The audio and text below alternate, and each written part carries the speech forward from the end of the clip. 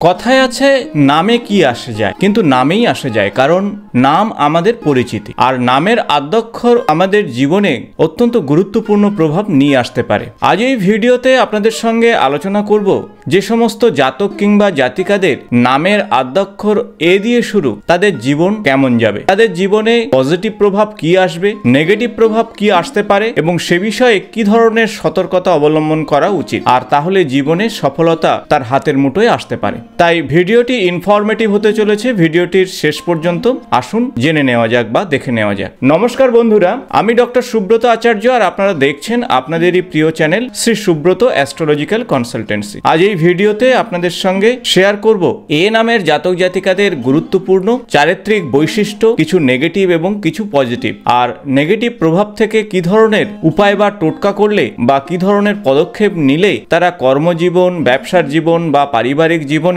বা দাম্পত্য জীবনে অত্যন্ত পজিটিভ রেজাল্ট পাবে। ইংরেজি বর্ণমালার প্রথম অক্ষর হলো এ, আর সেজন্য তার সংখ্যা হলো 1। অন্যদিকে ক্যালেডিয়ান সংখ্যা তত্ত্ব অনুযায়ী এ সংখ্যার মান হলো 1। 1 সংখ্যার সংখ্যা তত্ত্ব অনুযায়ী রবির সংখ্যা। অন্যদিকে রাশি অনুযায়ী এ অক্ষরের রাশি হলো মেষ রাশি এবং নক্ষত্র হলো কৃত্তিকা নক্ষত্র। কৃত্তিকা নক্ষত্র রবিদেবের নক্ষত্র এবং মেষ রাশির অধিপতি হলো মঙ্গল। তাহলে বুঝতে পারছেন এ অক্ষরের মধ্যে কতগুলো গ্রহ এবং নক্ষত্রের প্রভাব রয়েছে, বিশেষত রবিদেবের প্রভাব, অন্যদিকে মঙ্গলের প্রভাব। এবং এই দুটি গ্রহ কিন্তু বলশালী গ্রহ, একদিকে মঙ্গলের সাহসিকতা, অন্যদিকে রবিদেবের তেজ, আর এই দুটো মিলিয়ে এ অক্ষরের জাতক কিংবা জাতিকাদের অত্যন্ত বলিষ্ঠ এবং সাহসী করে তুলেছে। অন্যদিকে কৃত্তিকা নক্ষত্র যা কিনা কোনো কথা সহ্য করতে পারে না, অন্যায়কে প্রশ্রয় দেয় না, তাই মুখে মুখে জবাব দেয় এই ধরনের জাতক কিংবা জাতিকারা। সংখ্যা তত্ত্বের একেবারে শুরু হলো 1, তাই জীবনের শুরু কিন্তু 1 দিয়েই। তাই এ সংখ্যার জাতক জাতিকারা কোনো কিছু শুরু করে, অর্থাৎ কোনো কোম্পানি 1 সংখ্যার জাতক জাতিকারা শুরু করে,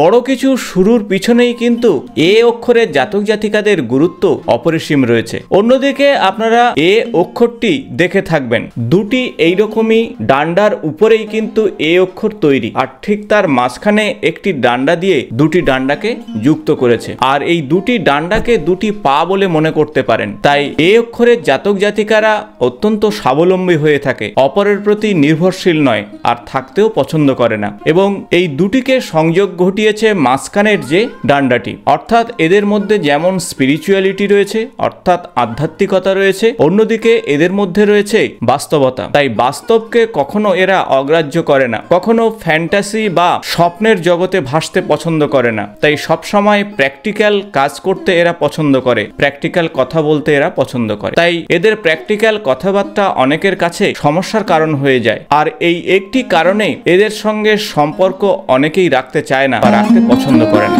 এরা অত্যন্ত অ্যাম্বিশাস হয়ে থাকে, নির্দিষ্ট গোল একবার ফিক্সড করলে সেখানে যতক্ষণ না পৌঁছায় ততক্ষণই এরা দৌড়াতে শুরু করে। এরা কোনোভাবেই ক্লান্তি বোধ করে না, তাই কাজ এদের জীবনের মূল নেশা।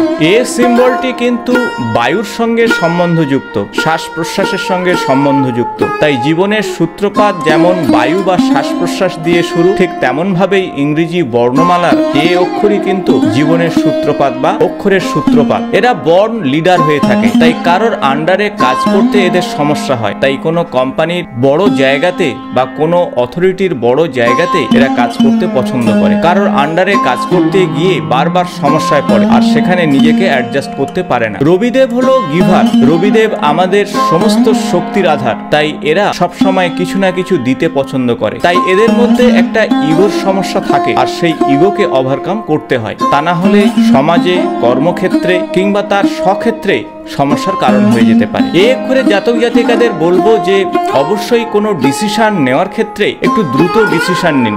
দ্রুত ডিসিশন না নিলে পরবর্তীকালে ওভার থিঙ্কিং বা ওভার অ্যানালিসিসের জন্য সেই কাজ পেন্ডিং হয়ে যায়, আর কখনোই সেই কাজ হয় না। আর যখনই দেখবেন কোনো বিষয়ে ওভার থিঙ্কিং করছেন, কোনো বিষয়ে ইগো আপনার সমস্যার কারণ হচ্ছে, তাহলে বুঝবেন নেগেটিভ থট আপনার মধ্যে তৈরি হচ্ছে, অর্থাৎ এ সংখ্যার নেগেটিভ দিকগুলো দিকগুলিও আপনাদের ভাবতে হবে এবং সেখান থেকে বেরিয়ে আসতে হবে। অনেক সময় দেখবেন সাধারণ বিষয়ে অহংকার আপনার মনে জন্মাচ্ছে, অবশ্যই সেখান থেকে বেরিয়ে আসুন। আর সেজন্য বলবো, প্রত্যহ সূর্যদেবের উদ্দেশ্যে জল অর্ঘ্য দিন, আদিত্য হৃদয় স্তোত্র পাঠ করুন, অত্যন্ত শুভ ফল পাবেন। প্রতিটা বিষয়ে ফোকাস করুন এবং ফোকাস অনুযায়ী আপনারা এগিয়ে চলুন। প্রতিটা বিষয়ে ক্ল্যারিটি থাকা অত্যন্ত জরুরি, তাই কোনো কিছু আন্দাজে করার চেষ্টা করবেন না। আপনারা সবাই জানেন যে সূর্যোদয়ের সময় সূর্যের যে আলো আমাদের ক্ষেত্রে অত্যন্ত আরামদায়ক, আবার সন্ধ্যার সময় অর্থাৎ সূর্যাস্তের আগেও সূর্য অত্যন্ত আরামদায়ক, কিন্তু দ্বীপ্রহরের সূর্য অত্যন্ত কষ্টদায়ক। তাই নিজের মন থেকে ইগো এবং অহংকারকে দূর করে সকালের সূর্য এবং সূর্যাস্তের সূর্যের মতো নিজেকে নির্মল করুন।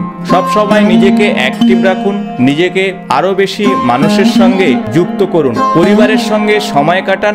একতরফা নিজের চিন্তা ভাবনা অপরের উপরে ঠেলে দেবেন না, আর তাতেই কিন্তু আপনার সম্পর্কের ক্ষেত্রে অবনতি ঘটবে। তা হতে পারে পরিবারের সঙ্গে অথবা আপনার দাম্পত্য জীবনের ক্ষেত্রে। কর্মক্ষেত্রে অবশ্যই সহকর্মীদের সঙ্গে সুসম্পর্ক বজায় রাখুন, ঊর্ধ্বতন কর্তৃপক্ষকে যথাযথ সম্মান দিন। আর এইভাবে যদি আপনারা এগিয়ে যেতে পারেন আর ছোট ছোট উপায় টোটকা করতে পারেন, তাহলে এ অক্ষরে জাতক কিংবা জাতিকাদের জীবনে অবশ্যই সৌভাগ্য বয়ে নিয়ে আসবে। আশা করব ভিডিওটি ইনফরমেটিভ হয়েছে। ভালো লাগলে বন্ধুদের সঙ্গে অবশ্যই শেয়ার করবেন। আগামী কোনো ভিডিওতে অবশ্যই আপনাদের সঙ্গে দেখা হবে। আজ এই পর্যন্ত, নমস্কার।